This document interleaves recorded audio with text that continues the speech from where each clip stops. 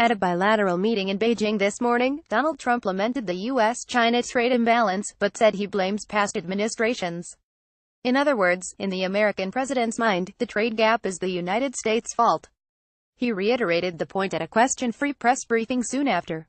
President Donald Trump said Thursday that he does not blame China for its economic success at the expense of the United States, what he called a one-sided trade relationship.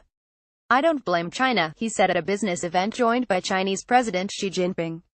"After all, who can blame a country for being able to take advantage of another country for the benefit of its citizens? I give China great credit.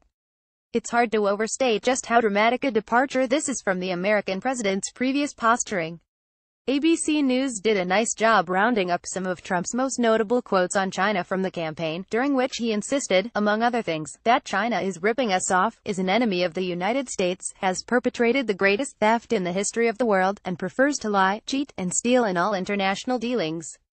At one campaign event in May 2016, Trump went so far as to say, "We can't continue to allow China to rape our country, and that's what they're doing." Even after the election, the Republican continued to puff out his chest and talk tough, suggesting he was prepared to abandon the One China policy and label China a currency manipulator.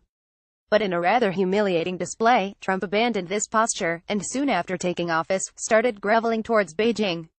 Today, he even blamed the United States for the trade policies for which he used to hold China responsible. The weakness the American president is displaying is extraordinary. Trump has already faced insulting mockery in China's state-run press, and these latest displays won't help matters. Postscript: China insisted that journalists not be allowed to ask questions at today's press briefing with the two presidents, and Trump and his team gladly went along.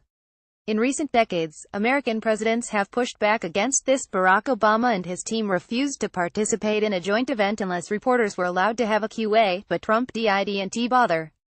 As a result, Trump became the first American president since H.W. Bush not to take press questions during a trip to China.